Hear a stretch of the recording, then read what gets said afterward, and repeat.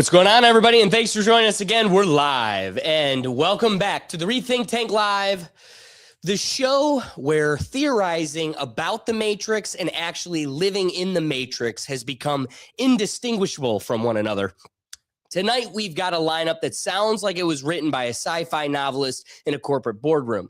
First up, viral content king Khaby cashes out in a jaw-dropping $970 million deal, selling not just his company, but the rights to his AI twin, his name, image, likeness, all of it. When your digital clone is worth nearly $1 billion, we've officially entered uncharted territory about identity, ownership, and what it even means to be you.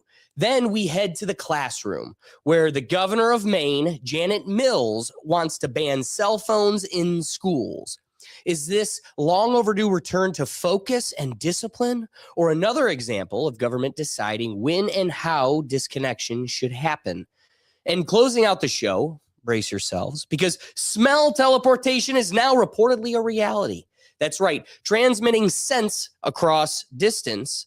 The question is no longer if technology will immerse our senses, but how far and how weird it's about to get.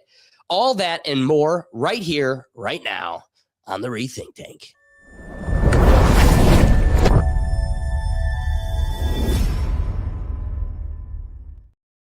For those of you that join us on the regular, you know that if we have an opportunity, we like to bring some updates on the show, and we've got quite a few.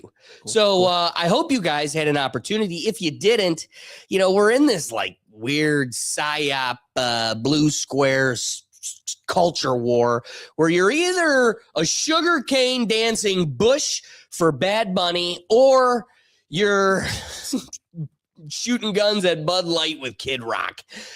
You're either team TPOSA or you hate ICE. Well, you either play games with the psyop or you should have been here on the Rethink Tank, where the purple like to mix on neutral territory for the Heartland halftime show. We had a great halftime show during the Super Bowl. If you didn't see it, be sure it's right here on the Rethink Tank. Check it out on our channel. But I bring it up because, you know, kicking it off with one of our first updates, I wanted to talk about the Super Bowl since we were kind of invested in the production of it all. I wanted to talk about the Super Bowl and really just highlight one commercial, because now it's just as you're eating your wings and nachos, they're kind of just telling you the surveillance state is here. And why don't you get in the game, because you don't want to lose Scruffy. Milo. Pets are family. So here's our Ring Every commercial. year, 10 million go missing. And the way we look for them hasn't changed. How do you really own people's hearts? Get them through their pets. Changed in years. We're only trying to find dogs. Until Trust now. us. That's it. Yeah. the cats have no play in this. One post of a dog's photo in the Ring app starts outdoor cameras looking for a match. Look at that. Search party for You go, movies and- I lost Scruffy. And now everybody's camera is hacked. And it starts with Scruffy. It ends with little Susie. And at the end of the day, the only practical real use of the darn thing, it isn't for Scruffy or little Susie. It's for the guy that tweeted something that we don't like. Dude, they should have had it be Miss Guthrie. Why? They should have had the commercial should have been changed from dog to Miss Guthrie. Just put it on the Super Woof. Bowl. Dang. I'm being honest. Like, true. Find something. I just think it's so on the holiday for the commercial spectacle. Right. This is I'm gonna be honest. In my sick state, I didn't see this commercial, and I threw out my Ring. I was like, "You're gone. yeah. You're gone." I barely used it, but I'm like, You're gone. I don't need you. You barely get anything from my door. He knows where my condo's located. Like, you don't really see much, but it was enough to. They'll know where I am. Exactly. They don't need to know when you're leaving and when you're coming back. Yeah, I don't need none of that. What a weird world we're living in. It's. Speaking of commercials, did you notice also, like, we're gonna get into it. I know we have another update. I'm sure you made it sound like we have more than one. Did you find it weird the amount of AI commercials that were used? That is wild, dude. AI being a major part of today's episode when we get to the Khaby topic here coming up here quickly. But I got to tell you, That was insane. Yeah. And that's only going to become more and more the norm. I would say 1 out of every 5 commercials was AI. How about everybody losing their mind over Andy Cohen eating nerd cover gummies? And they're like, dude, Jeffrey Epstein. I know. Everybody's just going after Andy Cohen. It's just like, no, he's just a different creepy looking gay guy. He's just, he's got gray hair, guys. Like, let the man eat his gummies. Like, it was, I felt bad for him, honestly. But again, AI remaking Andy Cohen and a bunch of gummy bears. Oh yeah, they pulled just a little bit of creative inspiration from the internet, and he looked like he could that pool could have been in the Hollywood Hills. It also could have been in an island in the Virgin Islands somewhere too. Because it was crazy seeing the reactions online to the Ring one and then the AI ones, and I immediately saw the Andy Cohen one all over my feed. Going, do you think this? I mean, come on, it's kind of scary. It kind of looks like Epstein. I was like, Jesus, man, let the dude rest. Like, oh my God, it's just. I don't know. Just the AI there thing. were a lot of AI commercials. The quality is noticeable. Unbelievably. Here's what I'll say.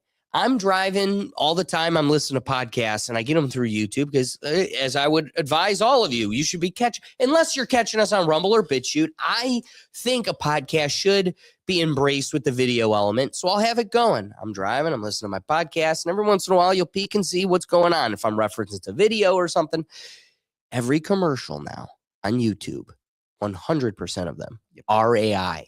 And the one thing that's been standing out to me the most the last couple weeks is it is incredibly noticeable through the audio of the recreation of a human voice. Yes, you can get this character, whether it's Kanye West or just a like NPC regular person. Mm-hmm. The audio itself, there's something in it where it's like, it's just not there yet. Right. You could get them to say anything, but I could clearly tell that wasn't organic. There's like a diction to their voice that's off to where I've heard this individual live enough to where it's not fluid.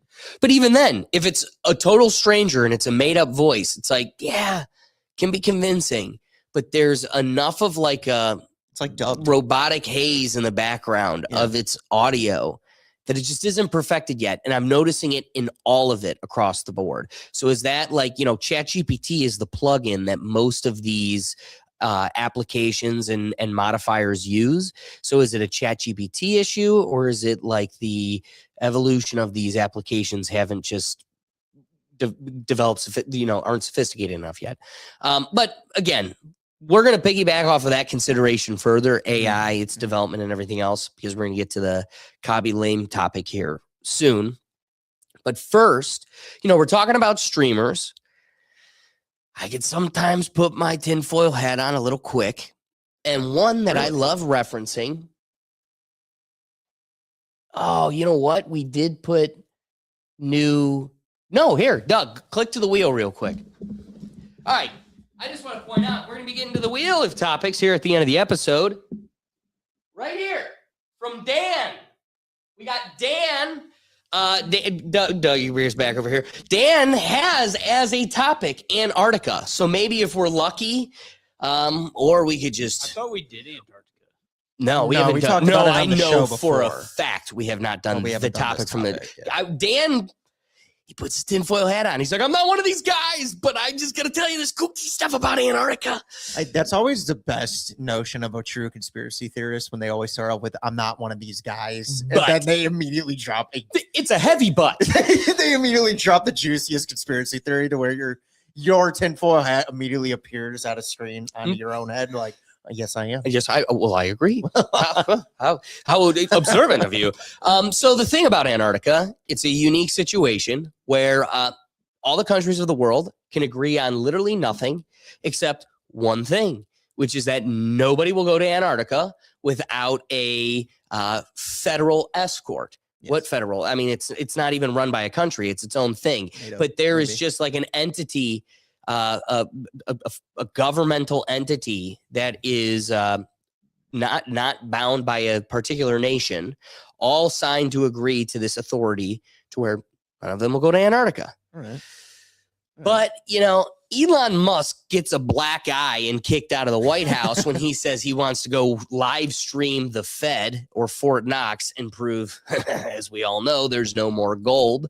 So when he gets punched and has to go the other way, tweeting that Trump's in the Epstein files, he's just like, he's running away. As he's going the other direction, he's only rerouting to another area he shouldn't be streaming. And now he's like, fine, I'm going to put people on Antarctica. And so he's trying to commercialize the greatness of Starlink by sending the good folks to Antarctica. It was like he went from Mars to Antarctica. So I'm going to give you the timeline of events as I experienced them, right? I'm a guy that thinks there's some kooky stuff going on in Antarctica, and I'd love to know more. I'd love to investigate more. And when I see Starlink has given an opportunity to a streamer for them to stream roaming and exploring Antarctica for kick through Starlink, dude, I sought that out immediately. I scrolled across and I'm like, going to kick, watching this immediately. So here's our big dog. What's his name there? WV. IRL in Antarctica. IRL in Antarctica. Where's the ice? Yeah. Well, we'd say more centrally located. Here's what's crazy. I was able to watch like maybe an hour or 2 hours. And it's funny, like he's just walking around, penguins everywhere, and he's like, "Thank you, Elon Musk, for the Starlink." And the crew's just doing their thing, taking samples of dirt, and they're all just kind of like scavenging. And then there's penguins. That's it. No polar bears, lack of snow, penguins. Then we cut to this, and it is whatever this governmental force is, not that good. confiscating his Starlink. So check it out. So you have a Starlink? Yeah. Okay, it's confiscated. You will receive it on the way back. You can't use it on the land? Say again? Can't use it on the land? No. Okay. Nope. They checked it in biosecurity yesterday and they didn't have a problem with it going on, but you're the captain, so it's all yours. Okay. Yeah, I would give it over to. In the end of the trip, okay? Okay. You don't have a choice. Yeah, I'm like, I don't even want to push back on this a little bit. To the internet connection. Dude, they're not even showing his face. They're terrified of this man. Really? So They're terrified of this man. Nope. Like, seriously, I've seen everything but the head. Is that for like all? Because they don't want to lose Oh, theirs. now you kind of do. Now you kind of do. All of Antarctica? That's an ominous white man. Very. Very. Put him in a black suit, give him a beeper. All right, you're going home. Get your... Right, bring it on land. Yeah. And that's for I every wonder ship how in he gets that Antarctica? job. That guy. Okay. But our procedure, they are very strict. That's what I'm saying. I wonder what he was like. They are not You know. allowed, unfortunately. Like Yeah, a ninja, he was chosen at birth and raised in the dark society. Anyway, That is the most So- token white man I've ever seen. oh yeah, got to be like I couldn't even make it back. definitely Eastern European, if not Russian. Oh yeah. Oh yeah. So you're looking at Asian, could be Russian, probably Slavic. Yep. So I see this and it's like, well, that was short but fun. Thanks, Elon Musk. Thanks, Elam. Oh no, it gets better. So then I'm scrolling today. So that was like Thursday. Okay. So it's been days now, right? This is like today. Oh, okay. Way to go, Elon. So Elon finds this tweet, acknowledging this situation. So Mario Naufal, because of Starlink, the first person has live streamed the legendary ice wall in Antarctica. Starlink is a game changer for the streaming industry. We can now see places like never before. Elon Musk, the biggest Twitter account on the platform. This video was live streamed from Antarctica using Starlink. Okay, Cool. Now, kids, this is going to be a lesson to, if you're going to act upon things, digesting them in their entirety. So when you've got the power and exposure of the Elon Musk, maybe you should have all your ducks in a row before making an acknowledgement or blasting and broadcasting at such a degree. Here's the video. Hang on to the end. It's not too long. Very, very cool. Check out what Elon Musk brought you from Antarctica. And then see if you could pick up what's acknowledged right at the very end. Favorite of many. Oh yeah, this one might beat yesterday's because I like the cave and the tight opening. And the columns, it's like a cathedral. Elon This is Musk or natural. Epstein put that in an email. Because the way That look at needs the an- way the that ice needs an spikes entrance. out. That looks like it's Cat's intended. blowing up. Yeah, it looks like a cathedral. That looks like a fortress. No, it's natural though. What? the That's cave- literally what that guy was saying. He's like, that looks like it was man-made, like a castle, but it's natural. It was new. Okay, yeah. How new? I would say 3 weeks. It has 3 weeks. So we're like one of the first people to see this. Yeah. Wow. Whoa. And they're not allowed to go in. I mean, that's sick. Patagonia is truly the most that'd be beautiful pretty cool. landscape I've ever seen. Will missed it. Doug, did you catch it? So right there at the end, as the community notes has to correct the record, StreamYard, figure this out. The author of the video clearly says that he is streaming from Patagonia, which is a region in South America. The stream is not from Antarctica. So, like, literally 4 days after the fact, all we got was some dirt and penguins. And Elon Musk is like, look at this ice cave brought to you by Starlink. And it's Patagonia. That is what it's like living in 2026. That deserves another black eye. Yeah. Get over here. Come on. Got to pay your licks. Yeah, this is just because I don't like you. All right. We got just a couple more clips as we close this bad boy out. I want to just, as somebody that's been dominating the internet right now and is someone worth highlighting, and this is going to be an not only one, it's an important reminder of our relationship to the government. I love the ending. I've watched this a bazillion times, and every time it ends, I laugh. I'm going to do it again. And then also, like, why don't we implement this? All right, Asmongold. To pass a law forcing social platforms like YouTube to let users skip ads within 5 seconds. The law comes into effect on February 15th. This is amazing. I'm so happy. See, all we have to do, we can just make a law against this kind of shit and it goes away. Did you guys know that? Did you guys know it's that easy? Did you know that? Did you know it's that easy? We could just like put these people in jail. Oh no, it doesn't work that way. No.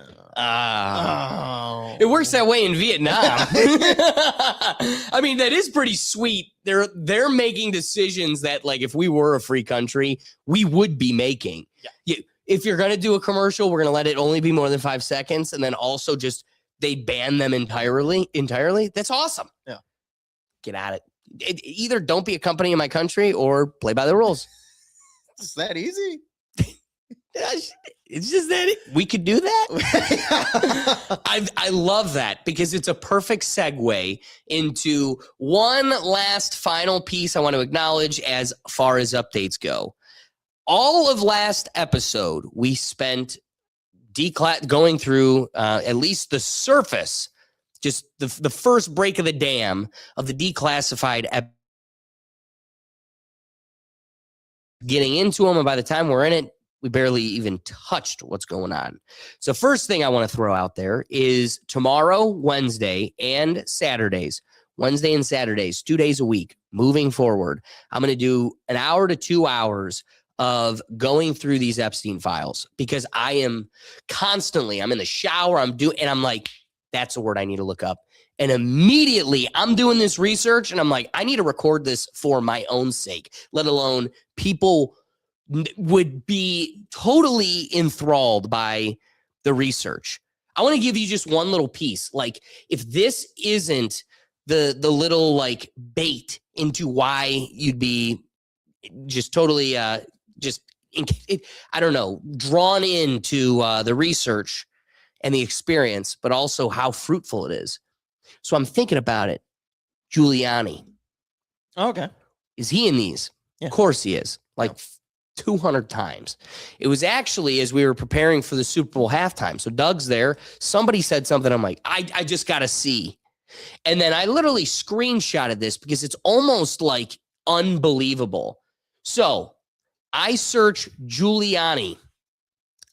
Data set 9. You could see there the PDF number. So you'd be able to look it up. Okay, what does it say? Prosecutor says he was likely fired for not investigating Hunter Biden. FBI raid exposes Giuliani and signals widening criminal search. Experts say Rudy Giuliani, and then it cuts off and goes to later down into the article where it's talking about the Guardian. The Ukraine is caught in the middle of U.S. political battles. Trump and legal team approached about Giuliani legal costs. Prosecutors defend nightly sleep checks on Ghislaine Maxwell. Feds oppose. And there's obviously some stuff in here. I want to see this document. Mm-hmm. Click. I want to see this. I'm ready. What is it? That's the document. Fuck you. Fuck you what? It is funny, dude. That is unreal. It is funny when you do see it completely written, like literally nothing. Like the fact that they let you click on it to get to that, like you think they'd just be don't let them click. No, can I level it up even more? This is how stupid our government is. Yeah. I now really want to see this government or this document because you let me read half of it. How redacted is it? You digitally sharpied an entire document, but I can read half of it in the search engine. Yeah. How dumb are you? You would think the programming would like not pull on a search bar anything that's blacked out. Right. You think it wouldn't be able to click into it and or it would like, why is this the under subtext if it is redacted? They just gave you a summary. Yeah, you get a little cliff tease. You get a cliff notes of the little tease talking about the FBI raid that exposes Giuliani. Huh? I'd love to see that. Bump. It is an entirely black sheet, and this is the page. This was it. I'd love to be like there was some text. This is it. It's like it's funny and not like in the necessary way, but just the idea of. You guys really let us click this far to just get not a single word is spoken. Yeah. So again, if that doesn't at least entice you in how but that's what isn't fruitful. There's actually a lot I'm getting from these files. What were you going to say? It's just the idea of like receiving like a novel text from someone and you just want to skim through it, but you know you can't. And they just did that. And they just were like, no, you actually don't get to read the text. Yep. So, Ghislaine Maxwell today appeared in front of the House Oversight Committee. It was incredibly fruitful because, Trump's on our side. Close friend and confidant of Jeffrey Epstein. She looks rough. I would like to answer your question. Not rough enough. But on the advice of counsel, I respectfully decline to. Her head's still attached to her neck. What do you mean she looks rough? It could be rougher. It always could be rougher, but boy, yeah. Not rough enough. Answer this question and any related questions. What the hell is that? My habeas petition is pending.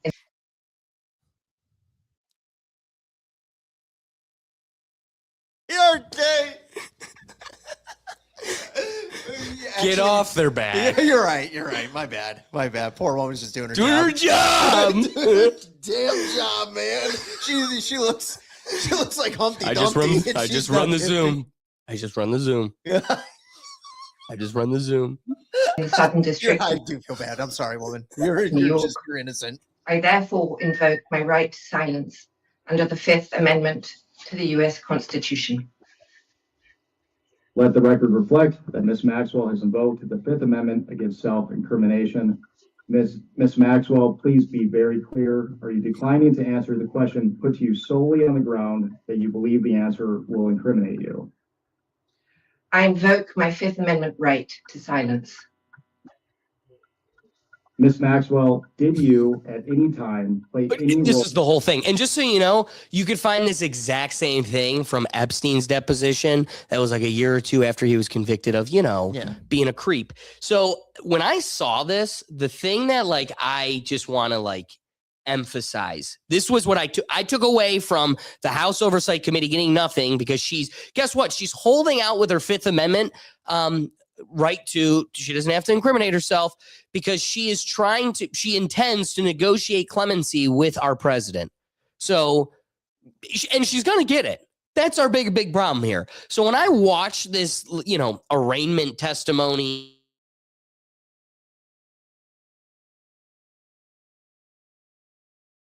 trial against Ghislaine Maxwell, the trial I'm talking about, Maxwell was found guilty of 1 count of sex trafficking a minor, 1 count of transporting a minor with the intent to engage in criminal sexual activity, 1 count of conspiracy to entice a minor to travel to engage in illegal sex acts, 1 count of conspiracy to transport a minor with the intent to engage in criminal sexual activity, and 1 count of conspiracy to commit sexual trafficking of minors.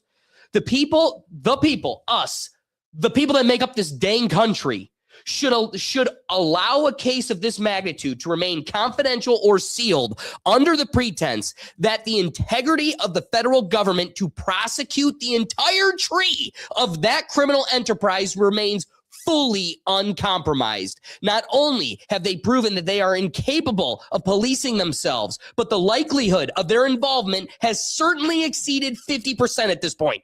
The burden of proof has now shifted onto the state to prove its innocence. So when our president is preparing to negotiate clemency to somebody with the 5 counts I list, therefore, the record of this secret federal trial that convicts 5 pretty big ones, it is necessary evidence in the court of public opinion. And this public opinion should matter to them, because we are reaching an unavoidable tension point where we won't be able to ever put the toothpaste back in the tube.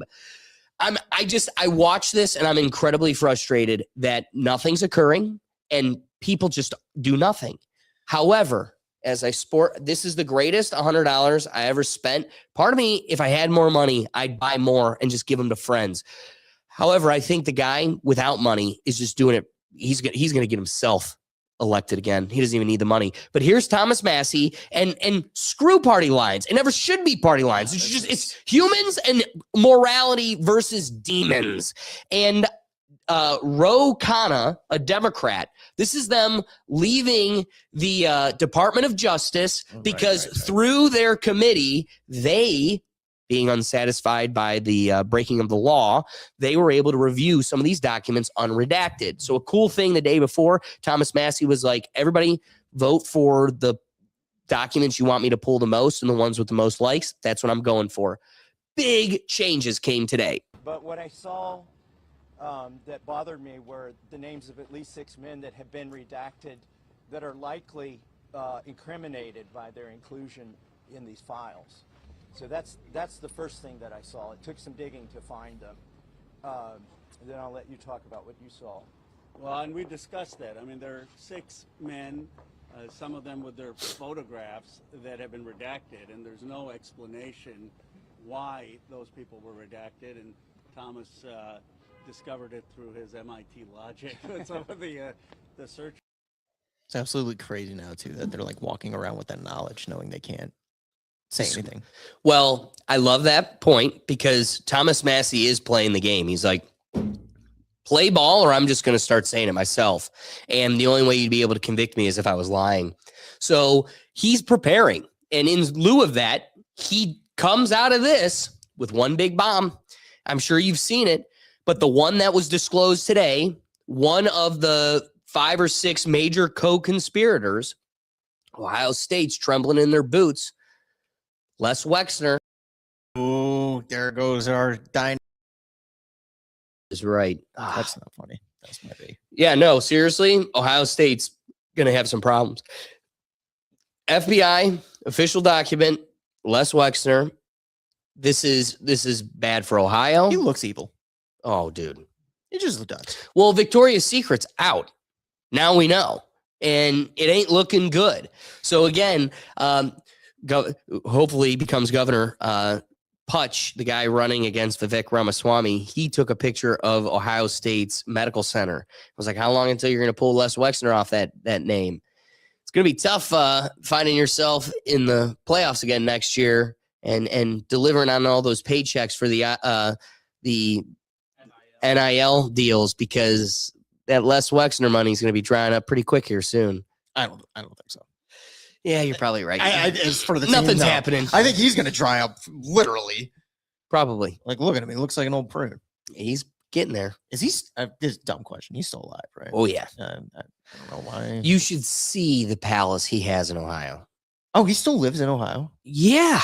I genuinely. He gave half of his property to Epstein, and he was living. So he gave Epstein power of attorney over his entire estate. I knew that. So whatever Epstein did with it, he could have plausible deniability. I didn't know. I trusted him. He was believable financier, and you're telling me he bought 20 Asian girls? What the heck? They were a little expensive. I tried negotiating it down, but what? He did that without my knowing? I know Victoria's Secret. Boy, you wouldn't believe. We are cooked. So, yeah, join me Wednesdays, Saturdays. I'm going to be streaming live as I just go through these files, because I think more and more dominoes are going to be falling. The UK is in shambles right now. Let me just acknowledge. The UK is falling apart. Oh, my God. They're entrenched. And I wish, you know what? Again, I think I do have it saved, but maybe for the Epstein episodes that I'm going to be doing. But there's a video of one guy in a crowd, and it's so Game of Thrones, so old time plebs. The king is going by, the king of the United, of England. Of England, yeah. And he's with big swollen hands, just shaking and kissing babies. And one guy's like, "What are you gonna say about Jeffrey Epstein and your brother being?" And he's deaf. He can't. He's like, "I got big hands." The whole crowd turns around and they're like, "Dude!" Yeah, he's the bad guy. A villain. I'm this close to touching the king. Do not ruin this for me. Plebs. He should have put on a wig. I could go get my powdered wig from the I should have brought mine. Yeah. I still haven't gotten Hello, mate. I haven't put any mileage on that thing. I know, yeah. The flu. Yeah. So let's get into our first and main topic of the day here. Before you get into this, Yeah. is this really how you pronounce this guy's name when you say it? Yeah, Khaby lame. Okay. Okay. I mean, hey, it is what it is, right? Khaby. Yeah. Yeah. Okay. So let's talk about this Khaby lame deal, because on the surface, it sounds like just another big influencer cash out, but it's not. Khaby lame, the silent reaction king, the guy whose entire empire was built off of a hand gesture and facial expressions, has reportedly sold his company and the rights to his AI twin, name, image, likeness, for a staggering $975 million. Now, pause there. We're not just talking about selling a brand. We're talking about selling your digital self, your face, your persona, your future appearances, except now you don't even have to be there. And this might be one of the first mega deals of its kind, but it will not be the last.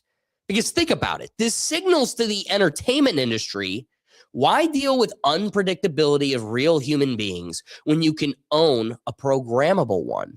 No scheduling conflicts, no scandals, no aging, no contract disputes, just perpetual content. Optimized, sanitized, monetized, and fully controlled by you. It really makes you wonder, is the future of entertainment going to be less about discovering new talent and more about reanimating old talent? Why invest in developing fresh voices when you can just AI clone proven ones? And let's talk valuation for just a second here, because this is where it gets wild. nearly $1 billion for someone whose brand is built on silent reactions and a single signature gesture. No stand-up specials, no blockbuster films, no chart-topping albums, just pure entertainment meme dominance, which raises the obvious question. If Khaby Lame is worth $975 million in AI likeness rights, what does that mean for the market, and what does that look like for legacy entertainers? What's an AI Jim Carrey worth, an AI Eddie Murphy, or an AI Robin Williams estate licensing deal? Because once you open this door, you're not closing it.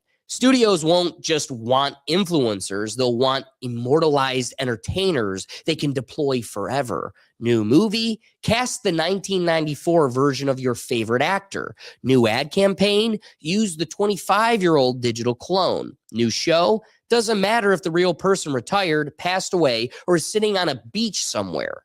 And that's where this starts to feel less like business news and more like a Black Mirror episode we're actively walking into. We're still in the cool and exciting phase right now, the phase where it's innovation, efficiency, opportunity. We haven't gotten to the eerie part yet, where audiences can't tell who's real, where performers compete with their own licensed clones, where authenticity becomes a vintage concept. But make no mistake, deals like this are the foundation being laid. Khaby didn't just sell a company. He may have just helped set the market rate for the digitalization of human identity in entertainment. And if this is what a silent meme icon commands, Hollywood and the creator economy are about to enter a valuation arms race we've never seen before. You know, for those that don't know, because I know when I put this title out, Doug, did you know who this was? No. Knew it. I didn't even really either. So, okay, let Honestly, me introduce you. So this is one of his most viral clips. Cool. I could tell you this is his entire brand. Okay. Every clip is this in its own way.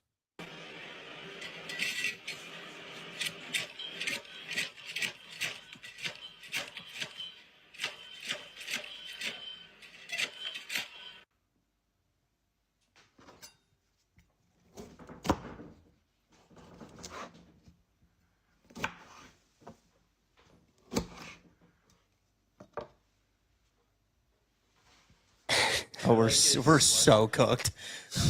Dude, that's his whole thing.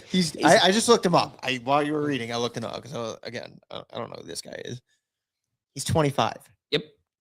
$975 million. Generational. Wait, can I more than generational? Are you kidding me? Let me amp that up for you even more.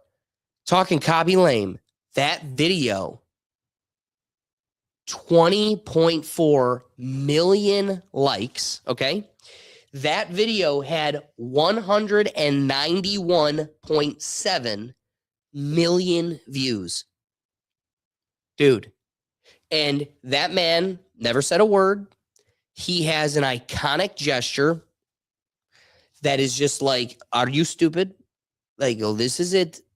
He barely speaks English. Almost $1 billion. This guy will never do another thing in his life beyond whatever he wants. It's like, I'm going to get into water. Like, just water. Like Jaden Smith, just like, I think that's it. Cartoned water. That's going to be my thing. You can do that. If you just, I have a passion for sea turtles. They're already saved, but you can still go play with them. Hey, man, you worked for it. You earned it. It's all you. That's the crazy thing. I'm not mad at this man, by the way. Why would you? I know. Like, because people get jealous. Jealous. You know, people will get jealous and look at that and be like, he was giving her, dude, this dude had no idea. This dude had no idea this was coming his way. He was going to keep doing for the rest of his life, making more money. Wait, you want to know how rudimentary this man's creative talent goes? Somebody, for, I guess, the sake of art, dude, you could boil his entire portfolio down to a single mechanic.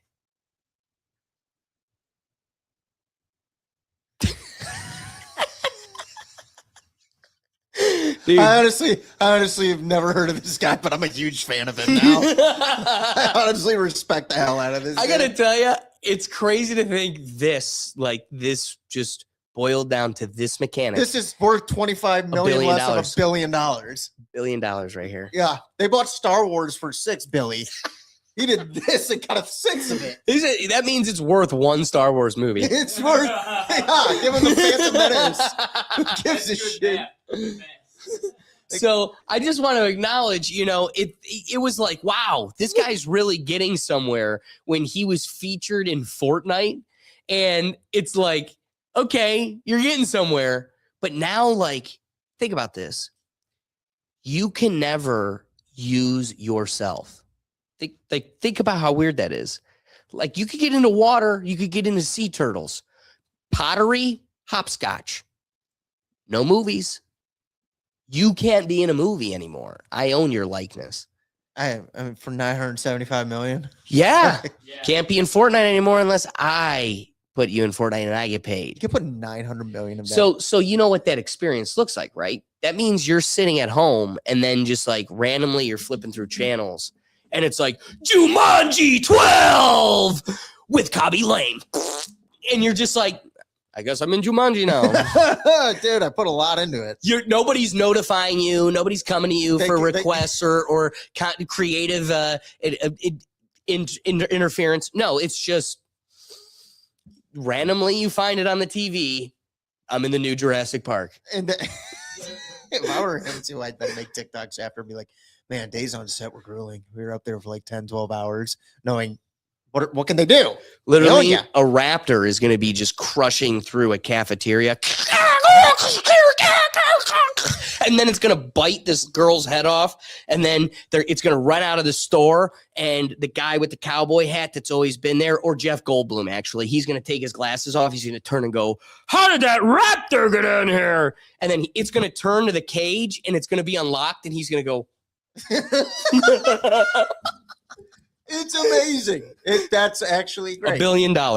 If he's $1 billion, what is Chris Pine or Chris that's what Pratt I mean. gonna Jim be worth? Carrey, dude. Yeah, right. Talk about character diversity. Well, here's the thing. He's the perfect one to do that for because in reality, what are you? Not really much of anything. You just kind of made it big with, but like in terms of like otherworldly talent, I could see Jim Carrey being like, absolutely not. You get what I mean? Like, but again, where does this start things? Because if Jim Carrey was the first to do this, this company's been Jim like, Carrey. hey, somebody, let us buy your shit. We need some first person. Let me buy you in your entirety. And Jim Carrey's like, no. They go to Jennifer Aniston and she's no. Taylor Swift, no. Khaby Lame, mm-hmm. and what's crazy is, they were like, 20 million. I was like, you set the bar so damn high. So high. So now Jim Carrey, it's like the company paid it. The company's like, all right, we're off the ground. What is our portfolio? Wait, what's the name of the company? Silent memer. TikToker. What's that? What's the name of the company that bought it? Do we know? I don't. I was like, I don't think you said it in your intro. Regardless, it doesn't matter. This bit's fine for it. The idea that this company haggled with this man on a price where they lowballed the hell out of him at like 20 million. He's like, Right, exactly. all the way.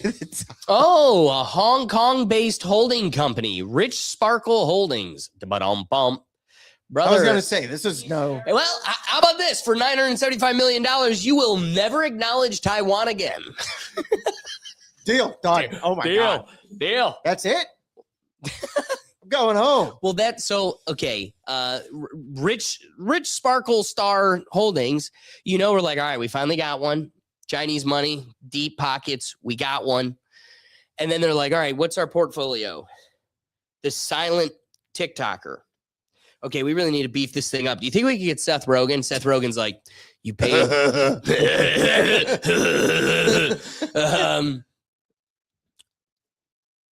Seth Rogen's going to go, you paid the kid what? Yeah, that's what I mean. This kid got now $1 Seth billion. Rogen's going to be like, you literally owe me an Elon Musk spaceship. I want the moon. Yeah, exactly. I want the moon. Give me the moon. You paid the silent kid what? I made Pineapple Express. Dude, you get everything. Like Jim Carrey, you are getting a Grinch, you're getting Fire Marshal Bill, you're getting every facial expression that guy can make. You're getting literally he's the pinnacle of the only thing you need to buy. You get everything. He would have done it for $1 billion. That's what's crazy. Is now he's like $1 billion. I want 1 trillion. Yeah. I am one more zero than this. He's gonna start kid. Dr. Eviling his way to higher numbers. Wait, we got He's gonna be like halfway through like a number and look over at his advisor and he's up.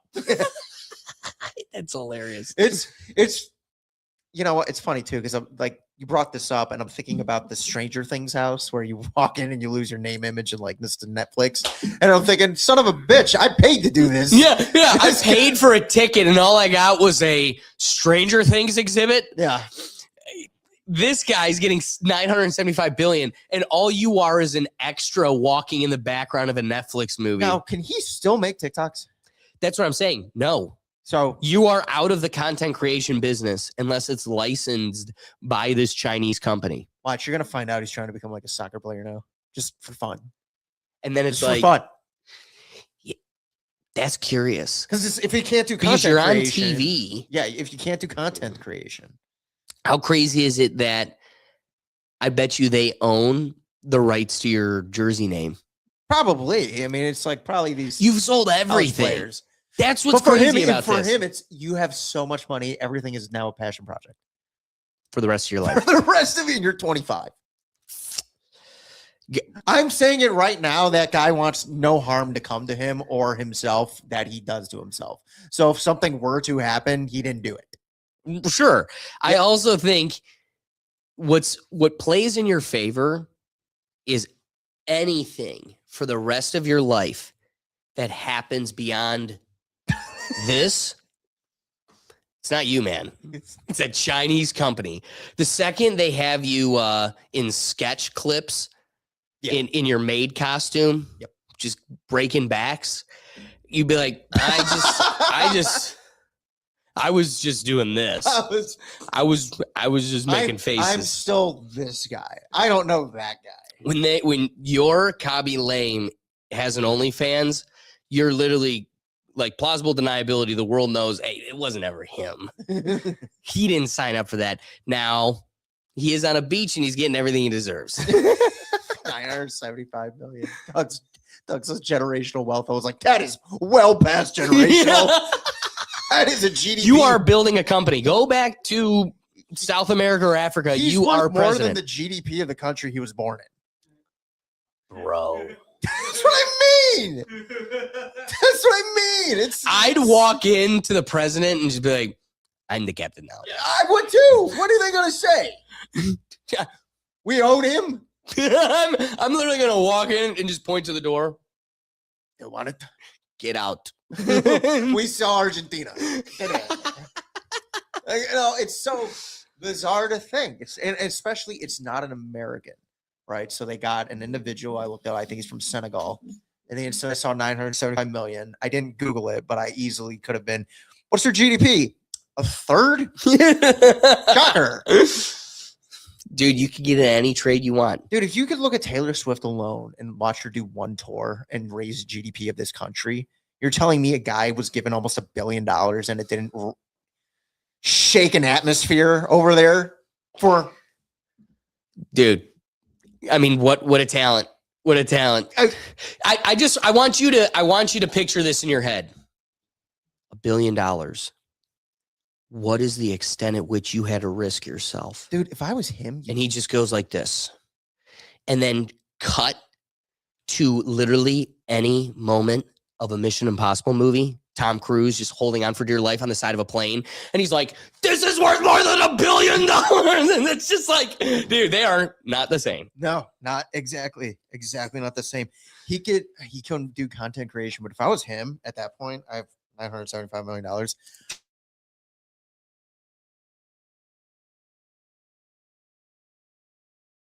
going to see how much I could burn through this in a year. In one calendar year from today. I want to see how much I could take off of this. I'm going to put $500 million into this, though, so I know it's going to go up. But I want to see how much of $75 million I could spend. You know what I would do is I would give $1 million to a friend that's got nothing to lose. Right. Give him $1 million and I'd say, okay, I'm going to buy you a ticket to the Super Bowl. And then I'm going to take $974 million. Well, 973, because I'm going to use $1 million of it to get his ass into the Super Bowl. $973 million. I'm going to bet on a streaker in the field. And I will tell that guy he has to streak and get to the 50-yard line. Like, because that's part of it. You can't just get over the fence. You have to get on the field and across it for it to count. Well, for the gambling, I want it to hit on DraftKings or whatever. You got to make it. And if you don't, I'm gonna unalive you. I wasted $1 million on this, but I'm gonna give you $1 million to do it. And now I own the GDP of my whole continent I was raised on. Insane. Dude, you could do a lot with 900 million just there. Just that. $900 million, you could really. There's not a single problem. So here's what I'm going to say. I'm going to say, taking a leap. This makes me a bad guy. Assumptions make an ass out of you and me. Khaby lame. It's up to you. Don't be lame. Make me an ass. But I am going to go out on a limb and say, I got a feeling this guy is not going to do much with $975 million beyond spend it. Like, I don't predict the cure for cancer coming out of this. Dude, I cannot wait until people start going up to him and being, oh my God, why don't you cure world hunger? Speaking of which, then we could probably start closing the whole thing out. But just to get off on one little side tangent here, I should have made it a topic, but I did forget about it. How crazy is it that it feels like overnight? Have you noticed this week that there's a cure for practically every cancer? It's crazy what the happens. second we leave the World Health Organization, every other country in the world finds a cure for all the cancers.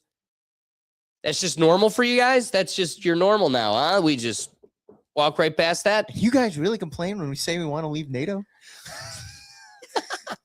Well, no, I want you to play that audio clip of the gay guys where he's like, am I the drama? Am I the problem? Yeah, bitch. America, when you leave and stop holding a barrel to the rest of the world going, it makes more money to treat than to cure. The second the evil villain is out of the organization, it magically becomes fruitful.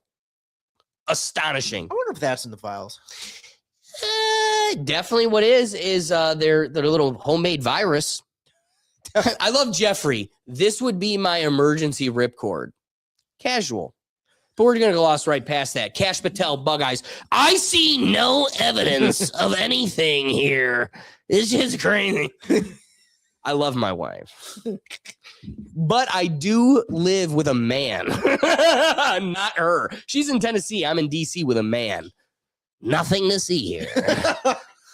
Trust me, bro. Trust me, bro. That's Dan Bongino. He's under the desk. Stay under there, big dog. So let's start closing this bad boy out. Doug, what are your rapping thoughts? Khaby lame.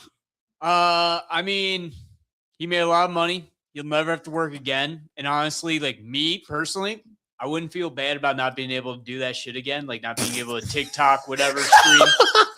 I'd be content. I'd be like, okay, you plebes, you stream for your pennies. I got my millions. I mean, it is true. What are you doing it for beyond $975 million? That is the goal. Well, it's funny we mentioned that because it always reminds me whenever I hear about a story like this, I always think of the guy who invented Minecraft and how he invented this. It was the first game he ever made. And obviously Minecraft's one of the biggest games ever made. And he became so wealthy, it made him depressed because he made this game and eventually he just looked at people and I never have to work again. Like it killed his desire to continue working. He had to find like other avenues in like his industry to kind of find enjoyment out of. But for it, he even said, he's like, none of this is for profit anymore. Like I will never have to work again. I would be so content golfing every day. But like, it's one of those things where it is interesting where you look at a guy who probably, again, I'm looking at Khaby Lame and I'm looking at like his TikToks and you found the cheat code to not working hard to getting all the money in the world. You're one of one. You're an amazing man. I think just about everybody's kind of jealous of you to a certain degree. But then I look at the Minecraft guy and I think, man, some people are programmed to continue working. Like they are incapable of stopping. Oh, and yeah. I wonder what it's like because for Khaby Lame, I'm not getting that vibe from. No, that's what I mean. He's not building off of that. He's spending it. Right. Whereas for people who do hit it big like that, like off their first big creation. Something, especially when it's something. Look at PayPal. Yeah, especially It something. built the man that built Tesla, that built the Boring Company, that built right. You And know, they don't think the thing they're building is going to be. They hope it's successful. They hope it produces money, but the fact that it produces money to such a degree where it's, well, where do I go from here? I've Right. essentially made something at such a young age where I technically don't have to work, but it's programmed in them to continue doing it. So it's funny when a story comes up like this, where it's, what's Khaby gonna do? What did he do? That's perfect. You know, like he's this, like he's this dude. That was it. That's your literally.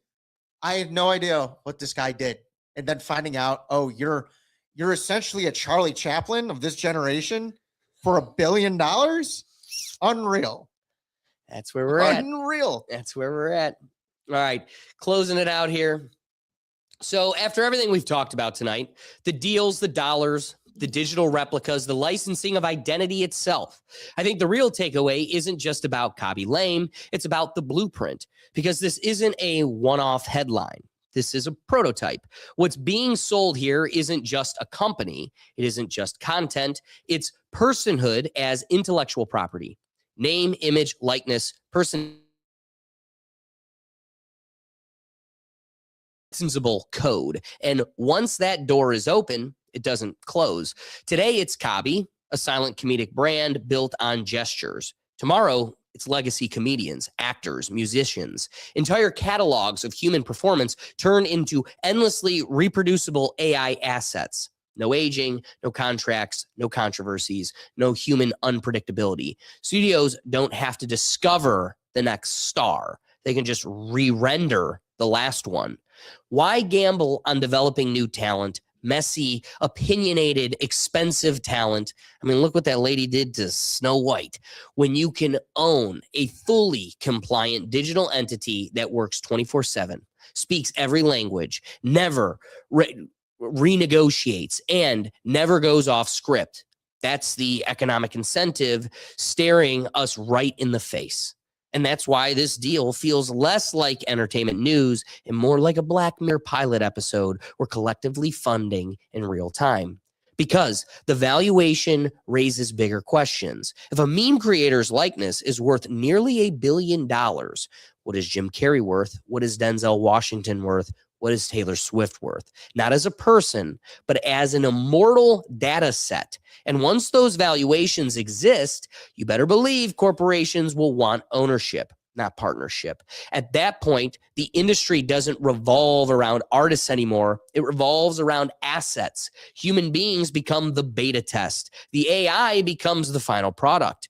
Now, maybe there are upsides. Licensing your likeness could become generational wealth. Doug, creators could profit forever. Families could retain digital legacies. But the trade-off is cultural. Because when entertainment stops being human, it stops evolving organically, becomes erratic instead of innovative, familiar instead of fearless. New voices get crowded out of by trying to be perfected simulations of the old ones.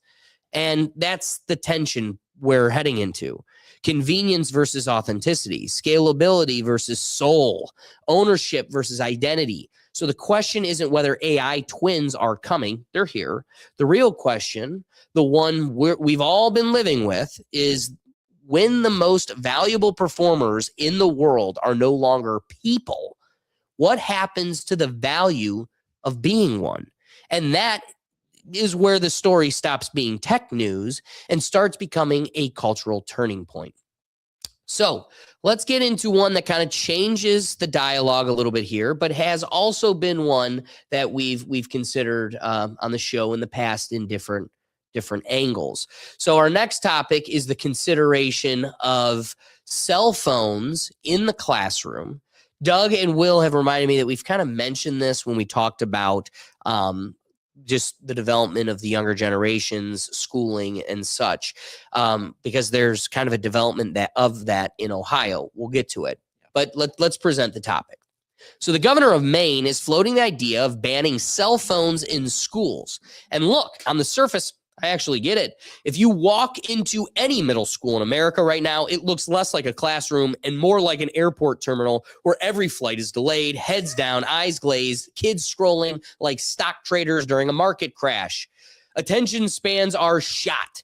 Social skills are weird. And half of these kids are learning more from TikTok in 45 seconds than they are from a teacher in 45 minutes. So yeah, removing phones from schools, in theory, you could argue that helps.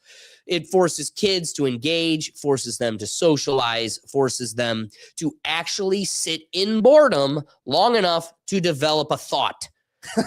Because boredom used to be where imagination lived. Now, boredom lasts 3 seconds before dopamine delivery arrives in 4K resolution.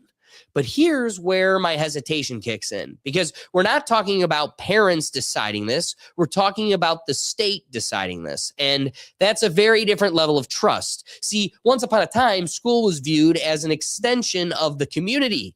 Parents and educators, even if they disagreed, were philosophically rowing in the same direction. Now it feels more like parents drop their kids off at an institution that increasingly sees itself as the primary influence in a child's development, academically, socially, culturally, sometimes even morally. So when you say we're removing your child's ability to contact you during the day, you're not just banning a device, you're asking for blind trust. And that's where a lot of parents, myself included, pump the brakes, because the phone isn't just Instagram and Snapchat. It's also emergency contact in real time. It's awareness, a direct line to your kid if something goes sideways. And let's be honest, we live in a world where something going sideways doesn't feel theoretical anymore, especially in a school. School safety concerns, lockdowns, policy confusion, administrative overreach. Parents don't want to hear about situations after the fact in mass email. They want access, immediate access. And technology, for better or for worse, has made that possible. So now we're in this weird tug-of-war moment. On one hand, phones absolutely distract kids and probably hurt learning environments. On the other hand, removing them requires a level of institutional trust that a growing number of parents simply do not have anymore. And that's the real story here. It's not about phones. It's not about confidence. Confidence in schools, confidence in leadership, confidence that when your kid walks into that building, your values, or at least your authority as a parent, aren't being quietly sidelined. Because if parents trusted the system completely, this policy wouldn't even be controversial, but they don't. So banning phones doesn't just remove distractions, it removes reassurance. And until that trust gap gets repaired, every policy like this, no matter how well-intentioned, is going to feel less like guidance and more like control. So first, I want to show you guys a clip, which is the report of the governor from Maine, Miss Mills, and the new legislation she hopes to push. Now wants a bell-to-bell ban on cell phones in all schools in Maine. Something's been on the top of my mind. Absolutely not. State of the state address. She's talking about. I don't trust a damn word coming out of this woman's mouth about schooling. Schools. Right, Actually references a story I did with Chad Diamond at the TV station. But I was encouraged by one senior at Morse High School in Bath who told a news station that when his school implemented the cell phone ban, he wasn't fond of it at first. But then he realized it actually was giving him more time to talk with his friends in person. Here's the clip that she talked about. Then I'll tell you about the story out at the school that day. These have honestly been a lot easier than I was expecting. Definitely a lot more talking. It's a lot more loud, especially. It's really distracting, but I gotta say, when you show the governor and you're like, absolutely not. I'm done. I don't. Here, let's. The governor now wants a bell-to-bell ban on cell phones in all schools in Maine. Something's been on the top of my mind. The top of her mind. You know what? Will, you're right to have a knee-jerk reaction, because immediately I think of the show Glee, and this is the perfect educator. Like, yeah, she really wants to be the Gestapo of the school. Yep. Yeah. Sue Sylvester. Funny enough, I never watched Glee, but I know that actress from a bunch of other things. And spot on. Honestly, spot on. That is her to the T. She's always going to be the therapist from 2.5 Men. Yes. For me. Yes. Let me allow it to finish the report. We got distracted. Oh, yeah. Let Mills State of the State get on her stuff. Things have honestly been a lot easier than I was expecting. Definitely a lot more talking. It's a lot more loud, especially during class. I mean, talking. There were times when we would all just be on our phone if there's 5 minutes left during the day, and now it's just people talking to each other, which is really nice. Morse High School is one of the first to have banned cell phones in schools here in Maine. It caused a lot of drama out of the gate. Kids were not happy about it, but as you heard there, after a while, they kind of got used to it and it was no big deal. But there was another interview I did that day at the school that really stood out to me, so take a listen. At the risk of being dramatic, I do find it frightening. If it wasn't a 30-second soundbite, or I don't know how long TikToks are, then it wasn't going to get integrated. The governor now wants a bell-to-bell ban on cell phones in all schools in Maine. So what's your take? Should cell phones be banned in schools? Feel free to drop it into the comments. I want to know your thoughts because it is a curious consideration. You're seeing the practical the fruits of this policy. More talking, more engaging, more socializing. We're going to talk about a generation whose social growth has been stunted by the pandemic, by digital parenting, iPads, the whole nine.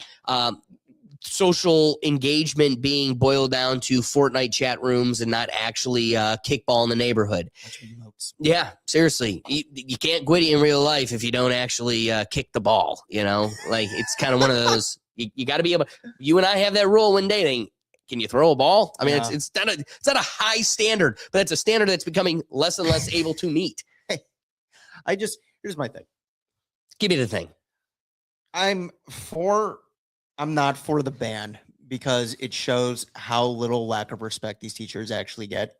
And for me, I could think of teachers in my school that you had your phones out because like. I don't want to say the guy's name, but we all know the guy. And I can think of a few. Yeah. But then there are others where I would never. They were so captivating. Mrs. Williams, yeah. I would never take my phone out. Mr. Fields, sure. Yeah. No. I had it out. Yeah, I'd pull it out. Yeah. That's what I'm saying. Mrs. Williams, I would never. Mr. Lesh, I don't care what you have to say. Exactly. And for me, it's more they're putting the blame on the kids when I see this and the parents. And it's sure, but at the same time, you guys are incapable of gaining these kids' attention to teach them. Right. And then you're blaming the phones. And we all know the dangers of phones. I get it. We've had numerous conversations and stuff on that. But at the same time, some of these teachers say ridiculous stuff. And I want these kids to be able to be, no, seriously, I'm not exaggerating. This is what this teacher is spewing to us. Right. 24/7. How about this? Love that. Love that. We had there was dumb kid econ and the rest of the people's econ. I was in the dumb kid econ. There was like, everybody's got to take econ. The kids that mattered went into this one. The ones that we just like, we look at you as throwaway trash. That's literally how they broke econ down, which I was in honors math. So I don't even know how I found myself in that hole, but they were like, yeah, nope, dumb econ for you. And so I'm in much as econ. You didn't miss much. And I'm sitting there. I actually had the econ teacher. The one guy giving us the evil eye at the Paul. wine. Yeah. Didn't have to say his name. My sister loved him, but it's because he had the Epstein love for her. So it was one of those like, oh, he had that. He had the favorites. If you were the young, cute girl, I didn't even have the guy. Like I just saw it. I just was in the outer orbit. Neither here nor there. Yeah. Anyway, Cole, smart people, much dumb people. I'm in this class and I'm just pissed at the insult to my intelligence that class was. This is probably like 15-year-old Alexander. No, too. 18. Oh, having econ senior year and then being that's right, classified the forgotten dummy. I'm too cognizant. 15, I would have been like, it's not his fault. It's just some are bad, some are good, some excited. Now it's like I've experienced it all. This is poopy. This is bad. Okay. So I'll never forget our senior year Snapchat is invented. You hear that, kiddos? Oh my God, that's right. Snapchat is invented. Holy shit. Our senior year of high school. It is invented. It never existed. And then it existed. For you, you're born and you're already putting like doggy. Mom's putting it in front of your face, and you're born into this world with doggy ears and a big old tongue. So, Snapchat is invented much today. Big Econ Day. Get your notes out because we're watching Ants. Click. That's a great movie. And I just remember Snapchatting my dad, like, can you get this shit? This is my life. But that's what I mean. That's big why boy. it needs to be there. Exactly. I Why it took needs to be around there. a long way to get to your point, which is one, what humbled the academic system beyond the pandemic? There was a very lucky moment we had, which was all of the classrooms were brought into all of the living rooms of the homes. Yes. And the parents, the proactive parents, so we'll even say like 35 to 40% of them, which across a $350 million country or 350 million person country, 40% is a lot. It's a mark. They all saw, wait, what is this crap? Wait, roll that back. Your teacher say, what about rainbows? I thought this was math. Your teacher said you could go on a ICE protest and leave the school and run amok down the streets? That's what I mean, dude. But we're going to ban them? I'm sorry. I completely disagree. How about this?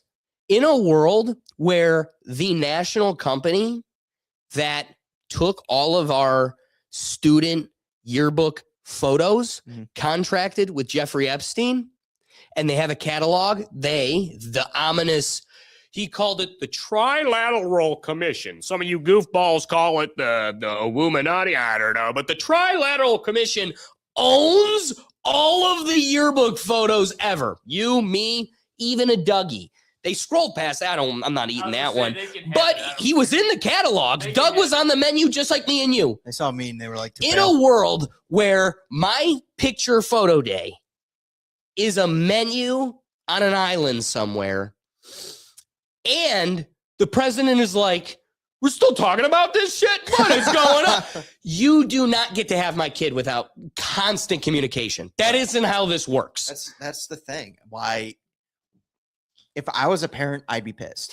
In a world where states are creating legislation that protect teachers in grooming your kid to be gender fluid at best and are allowed to keep it secret from the parents, they get to have their iPhone. The phones are being banned for the kids that were bought by the parents. Yeah, they bought it for a reason. Yeah. I mean, I didn't buy it for you to ban it. Right. Yeah, absolutely not. and in fact, let's agree, when not only were we there when Snapchat was created, but we were also in classrooms when cell phones were created. And the reason why it wasn't like a slow burn, like everybody had cell phones, even if it was a big chunky chocolate. Even if it didn't necessarily have a camera yet. Exactly.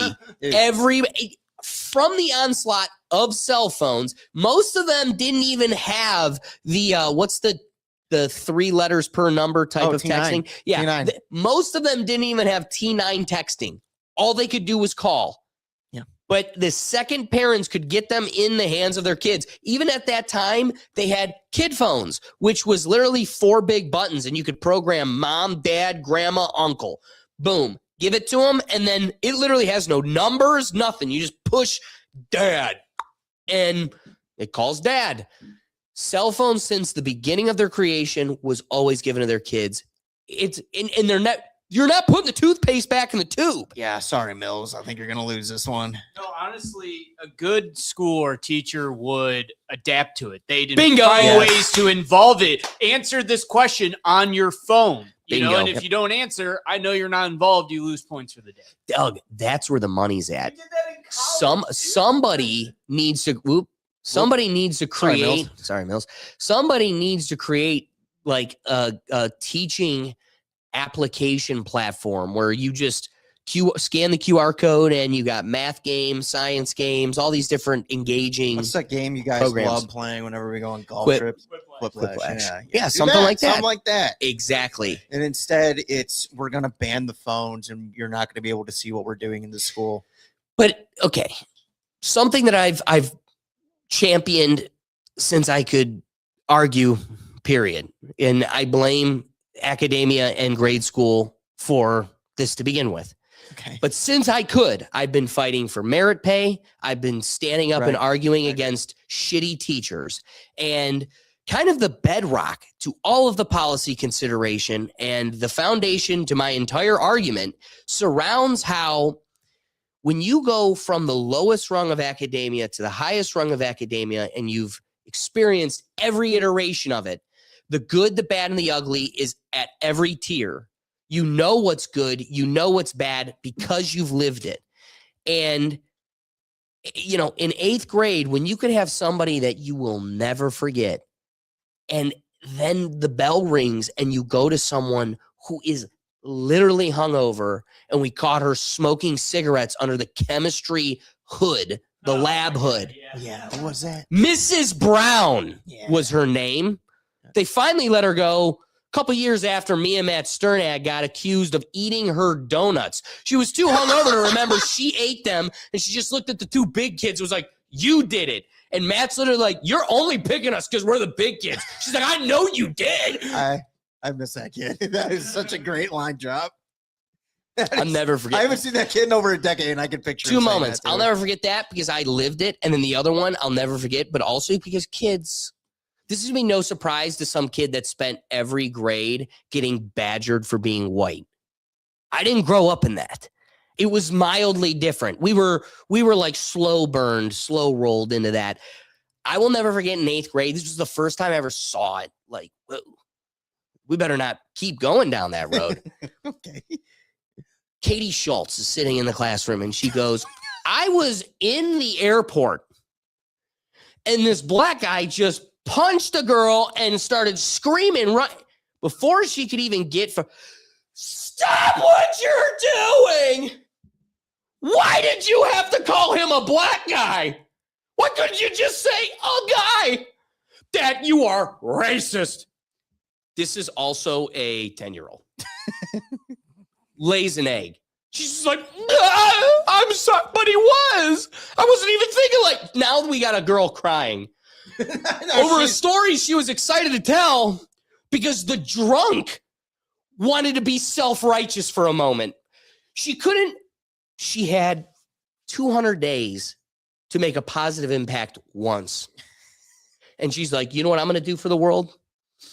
I'm going to make a 10-year-old girl feel this big for calling the kettle black. It is funny when you get to revisit stories or like remember those core memories that were like just somehow buried down here. And you just go, oh my God, yeah, a teacher had a moment and I'll never forget it.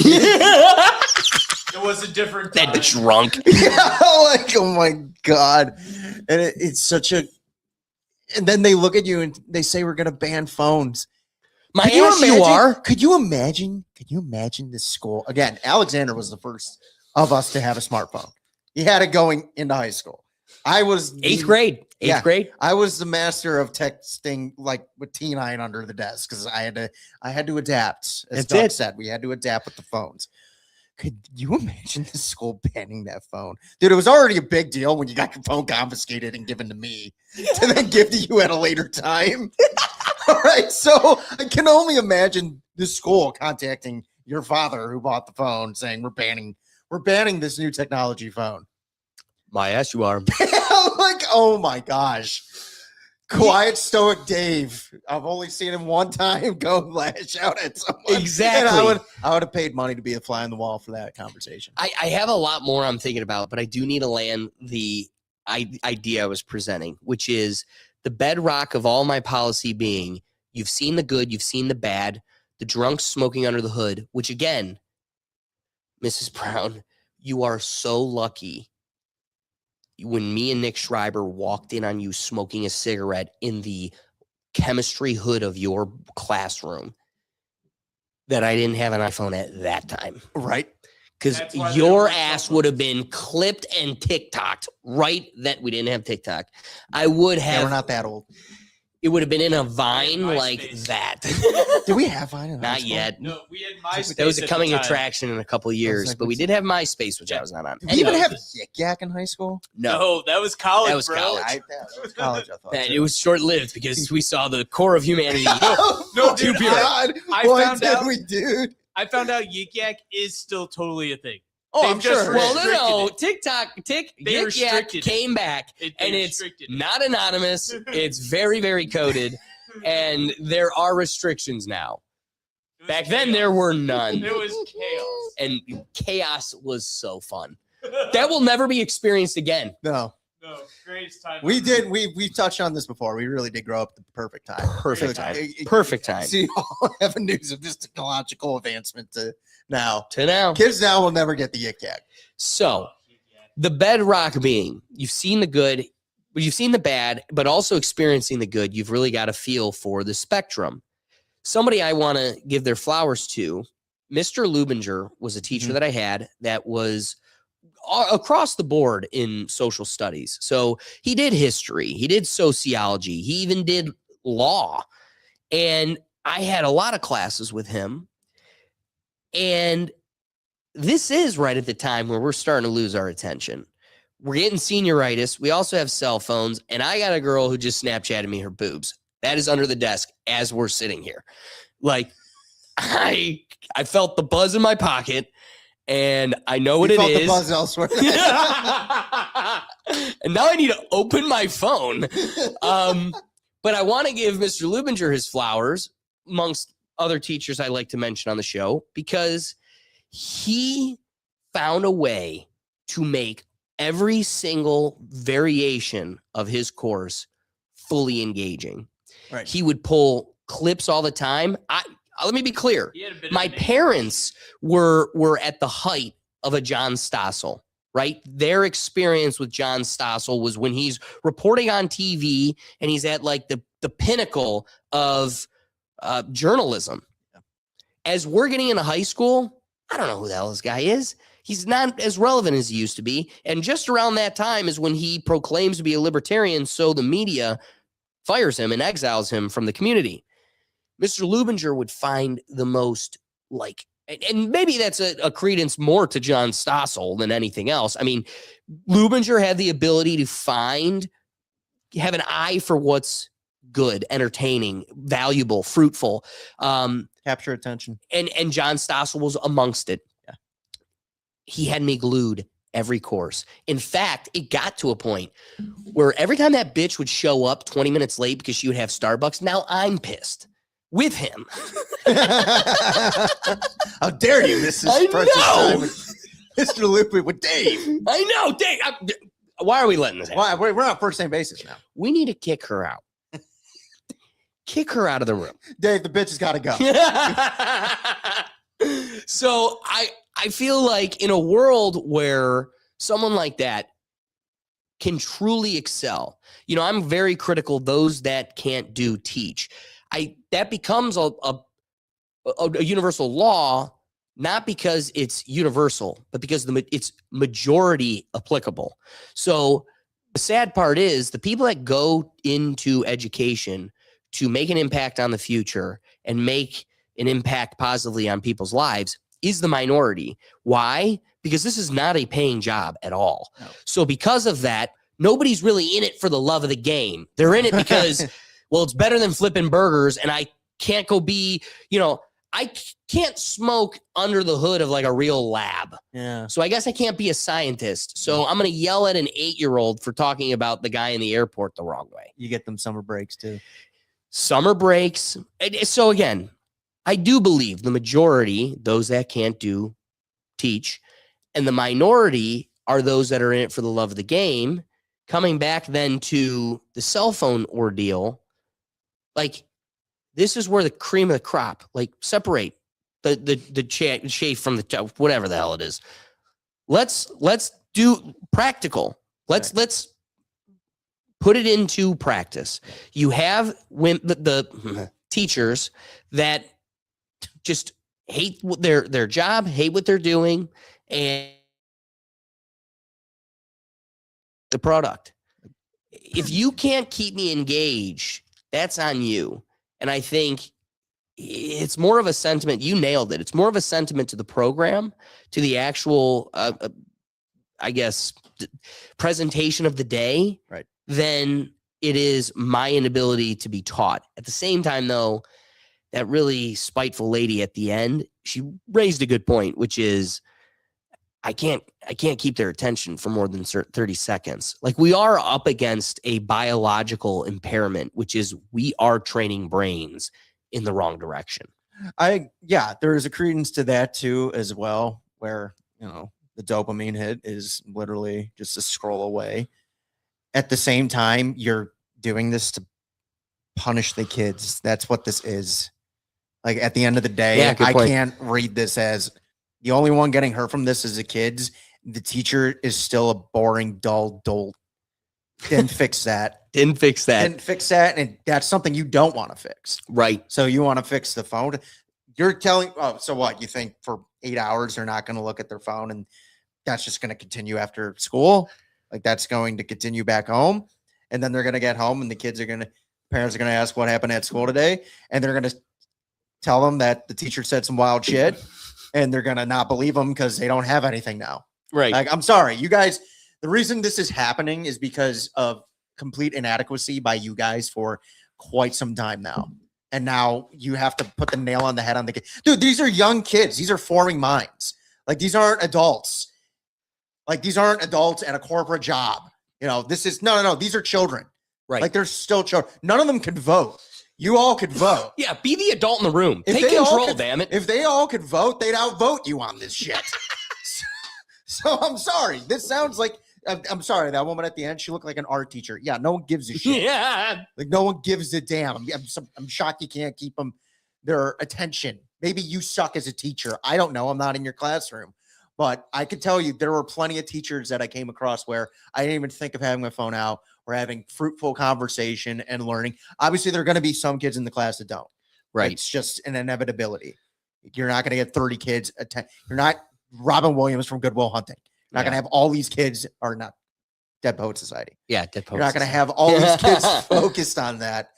So I'm sorry. This is just to punish the kids, and you have some authoritative bitch as a governor trying to get her point across, saying, well, this is really going to help. The kids are talking more. Yeah, you want to know what they're saying? This sucks, and so do these teachers suck. You want that kind of conversation to continue? Because now you're going to hear that a lot louder. Yeah, right.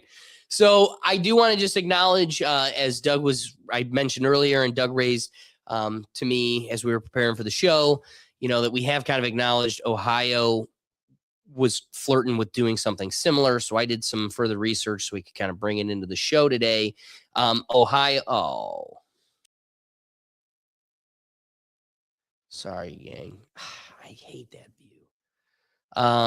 Because now you can't see what I'm trying to display. Anyway. Did you even have bad teachers? Yes. Right, where you still had your attention given to them the whole time.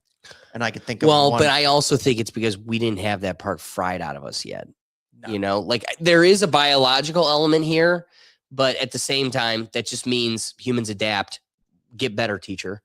So, yes, Ohio has a new law, House Bill 250, requiring all public schools and their districts to implement policies restricting student cell phones during the instructional day, effective January 1st, 2026, aiming to minimize distractions, though it mandates policies rather than a total ban, allowing for exceptions for learning, emergencies, and health.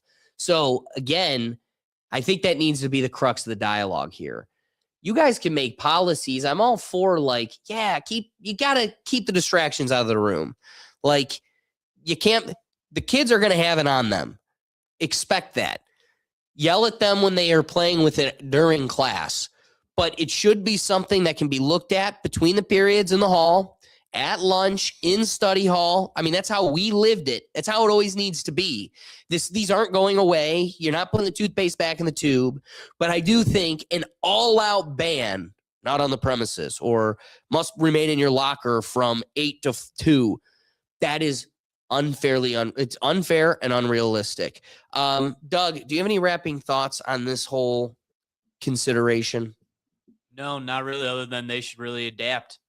Adapt how? What do you mean? Well, like get the phone involved, like have it involved in a classroom activity, and then if someone doesn't answer, then they're on their phone doing other shit. There You you know, go. like there are ways you could involve it and not fully ban it, completely ban it. I like that he brought up the word adapt, because here's the funny part is we would be forcing the teachers to adapt and the kids would adapt quicker without the phone and find a way to have a phone on them. Yes, that's also very true. They're kids. They're sneaky. To find a way. They're better at this than you. They are. They're just better at this than you. It's nature. You're going to see high schoolers with a burner phone for just games. It's literally somebody will be smart enough to get an iPod Nano. Yeah. Somebody will. Yeah. What do you mean? It's not a phone. It's an iPod. No, I'm going to give you the iPod Nano. I'm going to keep the phone. Right. Like, take the Nano. Doesn't even turn on. You think kids aren't going to be capable of that? Yeah, exactly. Oh Or my what? God. No, I'm thinking of the iPod Touch. I'm messing it Or up. just any of them. Just any. here, take the Touch and They go to give him a Nano. It's this little square. I call my dad on this. I may have goofed it up. You have any rapping thoughts?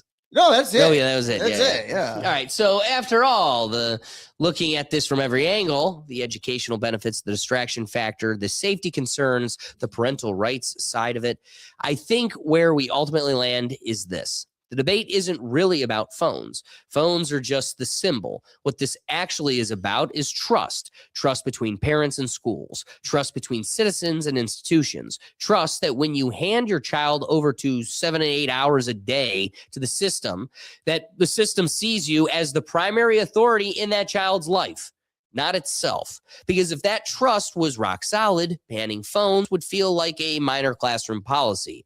But in today's climate, it feels bigger because parents don't just see devices being removed. They see their line of visibility being reduced. Now, can kids benefit from less screen time? Absolutely. Most adults could too. If we're being honest, and we could all focus on and improve on our focus and socialization, learning retention. But policies like this only work long term when they're implemented with parents, not imposed over them, because education functions best as a partnership, not a hierarchy. So maybe the real solution isn't a hard ban versus no ban. Maybe it's structured access, emergency only availability, locked pouches. I don't know how I feel about that. Local district control, solutions that address distraction without severing connection. Because at the end of the day, you're balancing two legitimate priorities, creating the best learning environment possible and preserving a parent's right to reach their children when it matters most. And until institutions rebuild that broader trust with families, every move like this, even well-intentioned ones, is going to face resistance. Not because parents love phones, but because they love access. And those two are very different things. Now let's get into our final topic here. This one, I don't know if this is an exciting evolution of the future or just something that is a one-off. Let's close this one out properly, because when you first hear the phrase "smell teleportation has been achieved," it sounds like a sci-fi clickbait, like something ripped straight out of Willy Wonka, Black Mirror, or a Disney ride where they pump fake popcorn scent into the theater. But then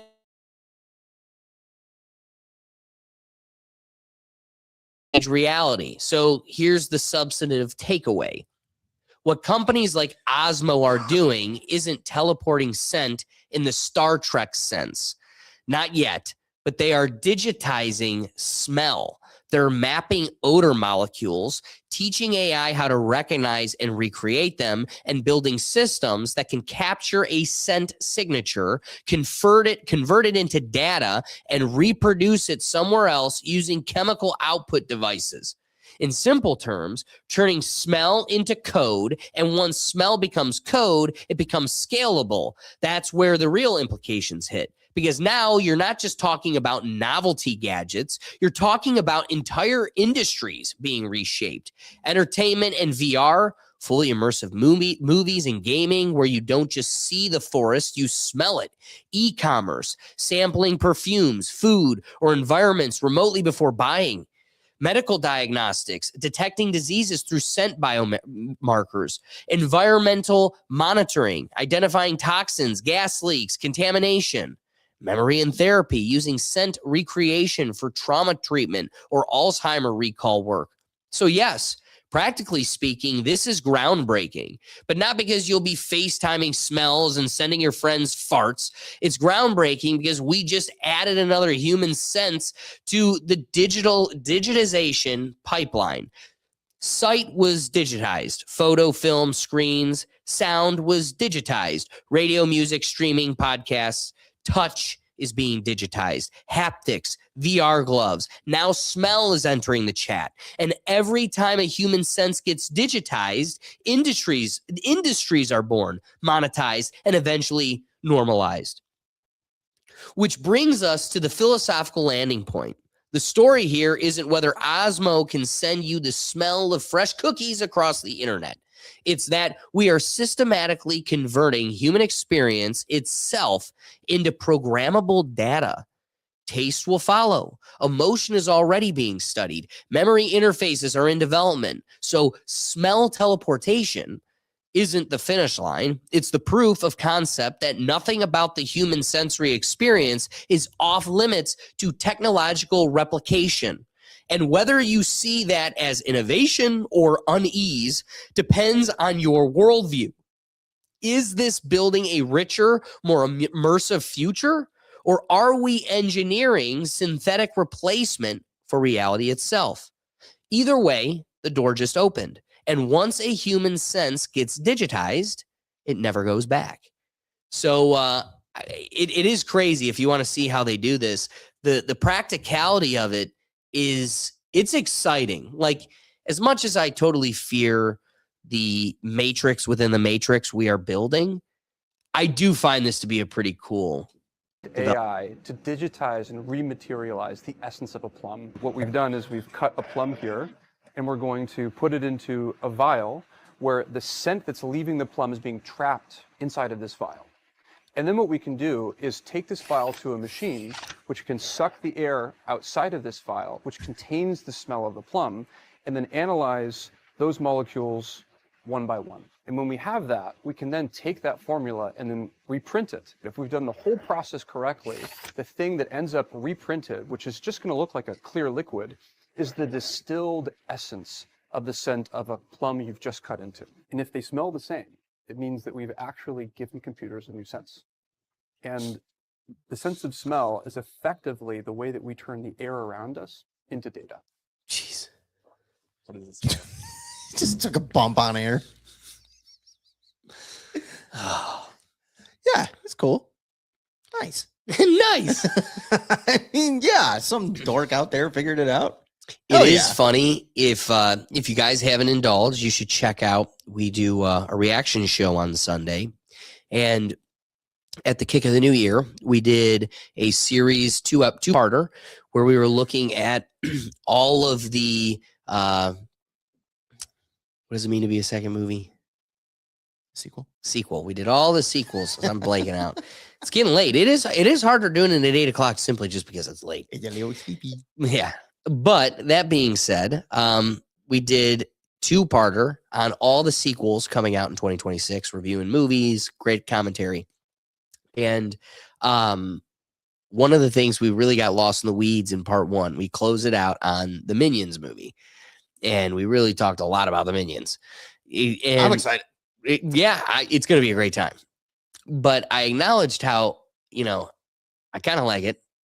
And if you go to Universal and you go on the ride, it's a damn good ride. One of the things that just makes it unique beyond any of the others is they turn you into a minion as you go into this theater, and all it is shaking seats as you're watching a Minion movie. And as they turn you into it, they shoot you with a banana gun, and it just this cloud of smoke comes out of this gun. Room instantly smells like bananas. Okay. It's just a thing. You're just cool. That's a thing. It's not cool. It's not bad. It's just, it's a thing. Just a thing. And it's so, guess what? I went on the mummy ride. Doesn't smell like mummies. I went on the Men in Black ride. Doesn't smell like Will Smith.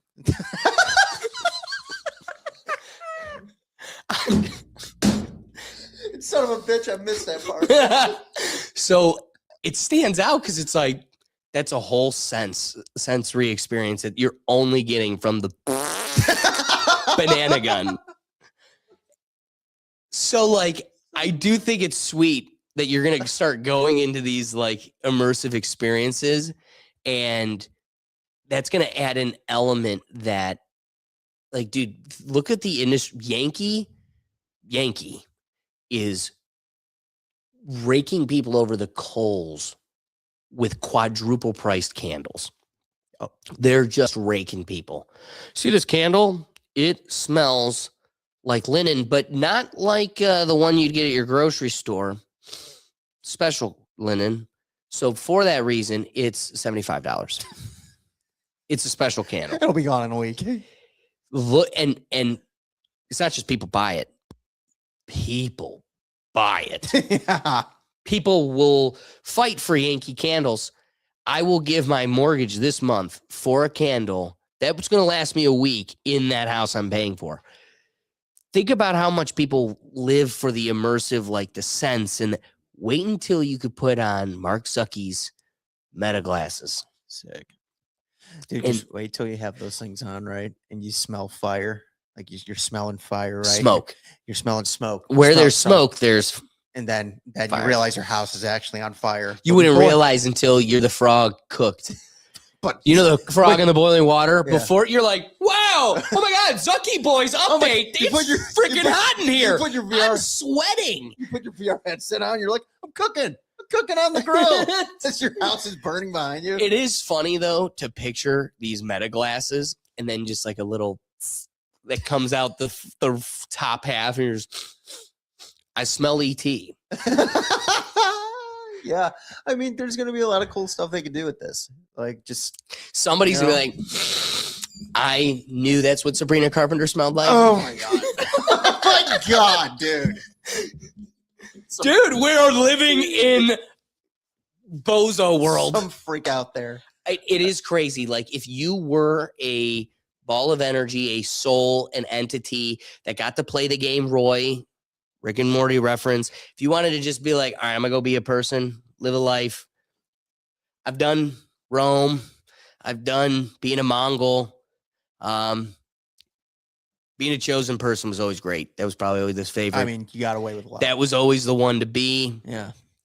But it was a cheat code. If you could pick, it is a cheat code. You had to go up, up, down, Y, Y, X, X, X, X, X, X, X, X, X, X, X, and then you're one of them.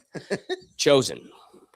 Anyway, if I was one, Smells better too. If I was one of these balls of energy and I got to pick my game of Roy, this would be the perfect time to pick it. Because I know I'm going to be out of this bitch right before this is unlivable.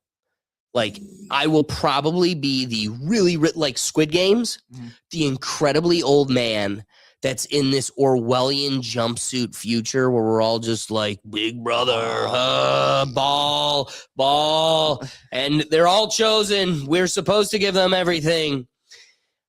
I'm going to be in the cell just like, I told everybody I was going to be here. And then I'm going to just die. And I'm going to say that to like a 17-year-old that's like, shit. I've got like 70 more years of this. So if I was a ball of energy, they got to pick my time, picked it perfecly. I got to play kickball. I got on the generator. Then I got phones. Xbox was cool. I was Crash Bandicooting in the basement. But then I put it down and go like push a kid in the cul-de-sac. Like it was both ways. It was a good dynamic. It was a healthy dynamic. That's how you do that. Then you get phones and you're like, this is cool. But then I put it down and touched the real person. It's like, woo! I am like, we get to see what this is going to become. Yeah. But we don't have to live in it. No. So I'm going to sound the alarm. Y'all could do something about it, or y'all could just, it doesn't matter. Yeah. To you, it should. Yeah. Anyway. Wait till they add this feature to like Snapchat. And then we have some friends of ours that I know would send farts over That- Snapchat. The saddest part is when you read this teleporting sense, dude. I want to remind you guys of this. He's a trifecta, combination of some of the strongest, most brazen entities. Man, Bear, Pig was brought to you by Al Gore. Yes. Okay. Al Gore also brought you the internet. Yes. This man, I want you to picture this. He's laying cordage this big around through the Pacific, through the Atlantic, up the Antarctic, just everywhere. Up you. And called it the WWW Bush. No, it was the World Wide Web. He built it. He made the whole damn thing, put all the cords down. And when he finally went to the wall and then he plugged in the final one, it was like we're all connected. It's all one big network now. We're all here. I built the thing. Look at this great technology, this evolution I built for man. Yeah. Instantly, all porn. It's always been porn. It's never stopped being porn. It's been nothing but porn. Al Gore was like, I am going to develop humanity, communication, science, entertainment. And then it was just boobs. What was that? So I'm just saying these guys have created digital smell teleportation. All of it's going to be farts. Like the fact that you're going to have a scientist that's like, all right, what is the data code for Coca-Cola, marshmallows, just everything. They will be, and all of it will be unnecessary code because 99% of it is just going to be farts back and forth. We really are a ball of energy at the right time. It's literally Dr. Frankenstein every time going, why my mom not my beast? You have failed me. I can't imagine this going well. It's all farts. What are we missing here? I can't imagine, like, hey, look at this plum. And then it comes Jerry. Do I need to wash this? Does this smell bad to you? And then it's like, son, come on. Get out of here. Get out of here. Come on. I'm hip to this. That's crazy. I was around when they put porn on the web. No, I was there when they opened the web and it all became porn. Like, that's what I mean. Is like the unintended consequences of a tech. You're like, I'm planning on it being beautifully sailing this way. And it's like, nope. Left turn. Yeah. Left turn. Yeah. Another left turn. And another left turn. Doug, what do you think of fart teleportation? Smell teleportation. If anyone has watched Futurama, it sounds like the smelloscope, except does. in reverse. It really does. I was thinking of that too. That's your thought of the whole thing? I mean, you just Saw it summed in it a up to show once. farts, dude. Yeah, So I think that's mine- actually logical. That's the most advanced thing you said. Yours. I saw it in a show I once. saw it in a show. It was more than just farts. Alexander's over here. It's just farts. It's just straight farts. You're sending them good morning snap farts for all your friends. Dude, if you don't think you're not getting one of those before you die, Oh, dude, I could think of one in our group chat that'll send it immediately. the second Snapchat's putzing it out of the next iPhone, he's going to be farting it. He's gonna be farting and ranting. Hey, football Snapchat, fantasy football is just... You will literally have to open your phone and just throw it. He's literally gonna announce who it's at too. He's gonna open it up. Dog. Groups. Kemp. Yeah, I will. We are cooked. Yeah.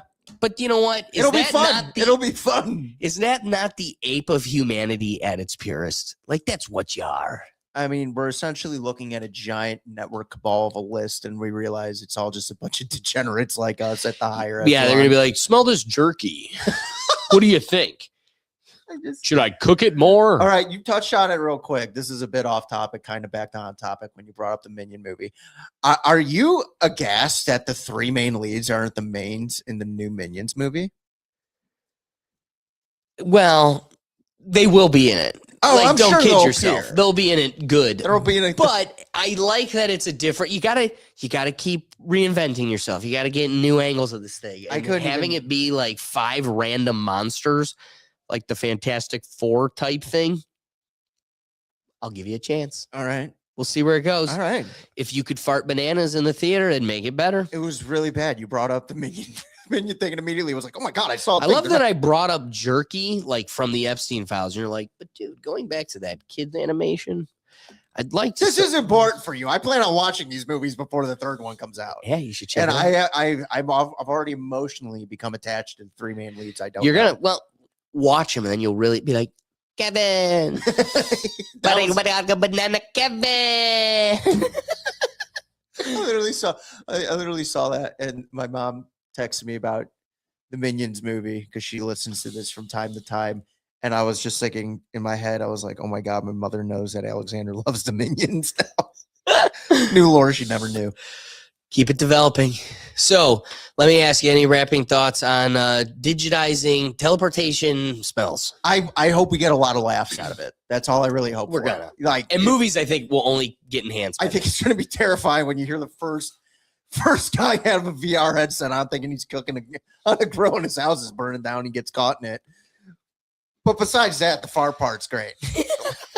I'm all with that. Yeah, so it's going to be interesting. As we land the plane on this conversation, here's the bigger picture. Hype and novelty, yeah, but it's easy to say laugh at the smell of teleportation. It sounds like a gimmick, a party trick, a Disney attraction gimmick dressed up in Silicon Valley buzzwords. But historically, that's how every sensory breakthrough begins, as novelty.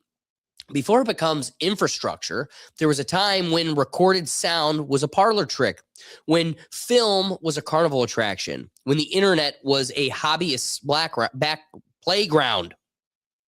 And now they have the underpin of global culture, commerce, and communication. So the real conclusion here isn't about whether Osmo can perfectly transmit the smell of coffee or ocean air today. It's about what happens once smell joins the digitization stack permanently. Because once a human sense can be captured, stored, transmitted, recreated, it stops being an experience and it starts being data. And when experience becomes data, it becomes scalable, monetizable, programmable. That's when industries form. That's when standards get set. That's when synthetic versions begin competing with organic reality, which leads to the deeper and slightly unsettling philosophical question we've been circling all episode. Are we enhancing human experience, or are we slowly engineering a fully artificial substitute for it? Because when you can stream sights, sounds, touch, and now smell, you are no longer just consuming media. You're consuming manufactured reality. And maybe that future is exciting, immersive education, medical breakthroughs, next level entertainment. Or maybe it edges us closer to a world where authentic lived experience becomes optional, even obsolete. Either way, the takeaway is this. Smell teleportation isn't the end of the story. It's the signal that the final human senses are crossing the threshold into digitization. And once that line gets crossed, there's no putting the analog human experience back in the bottle. So let me close out today's episode because we kind of talked about it at the beginning, and I really want to. Actually, Doug, real quick, go to the wheel for me.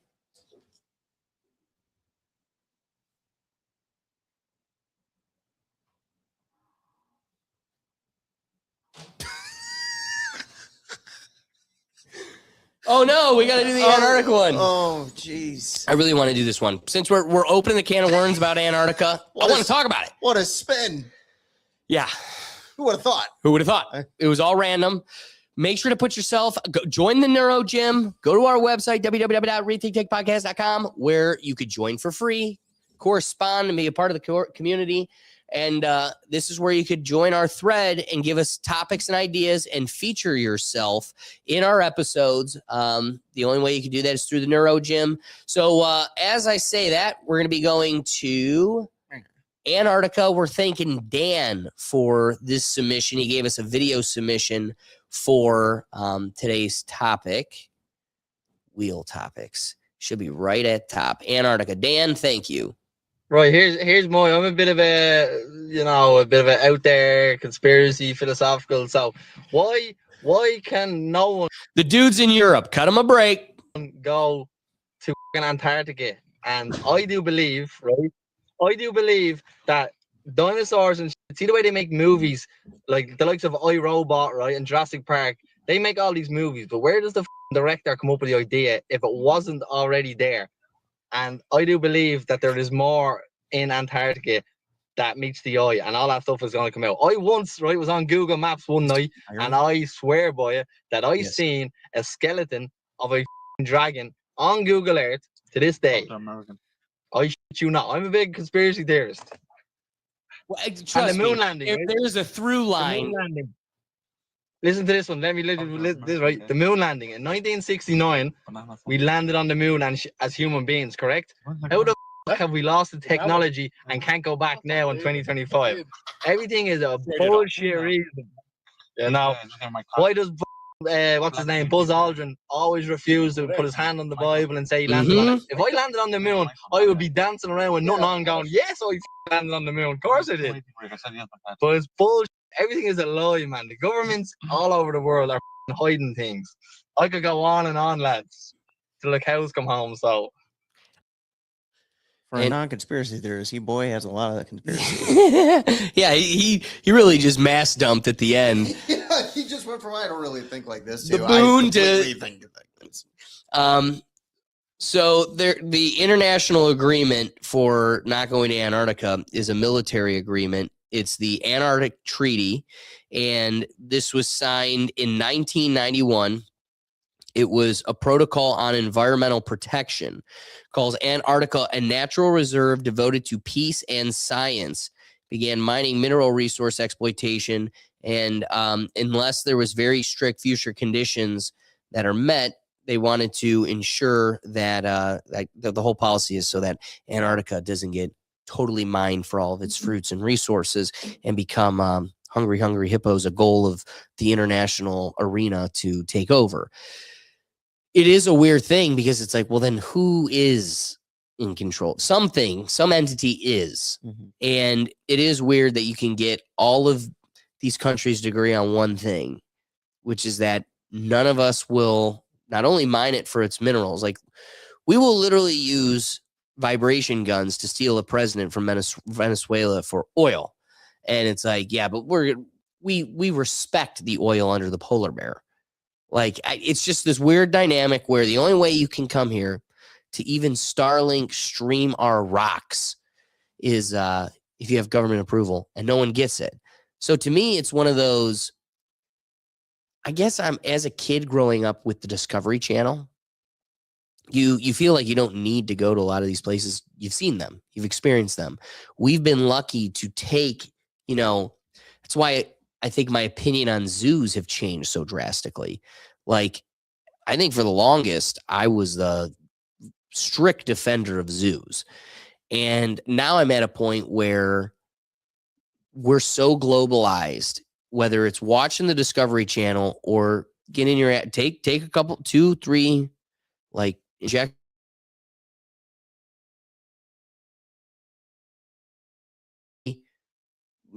But that's it. Like, let it live.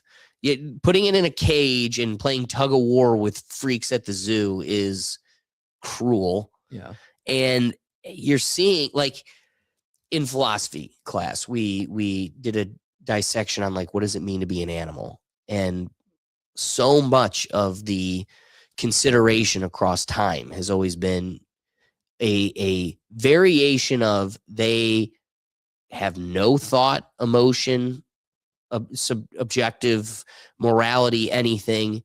They're just like objects like rock, or they're incredibly empathetic and smart, intelligent beings, but never all of the considerations of all of the scale. They never allow it to consider to rise to the level of like human intelligence. Which, like, yeah, it makes sense. They're not communicating at the scope we are. They're not going to the moon. They're not, whatever, developing skyscrapers. Like, yeah, I guess you're never going to be a human. But I do think, like, dude, to pretend a dolphin isn't as close as a water animal gets, like you're lying. You don't know enough about dolphins. So I do think the sliding scale gets closer to our intellect than we realize. And so I guess, again, take it full circle. We're talking about Antarctica. I just feel like there's more to this land, this story, why there's this international agreement and you can't see what's there. You're going to tell me it's for the animals. Yeah, I mean, you guys have never cared about the animals. Dude, think of how much of the ocean is undiscovered. We don't even know what's up here on land in Antarctica. Yeah. Yeah. Casual. No big deal. I don't ask questions. Listen, it's not an ice wall. Put your Alex Jones back in the back pocket. It's not any of that.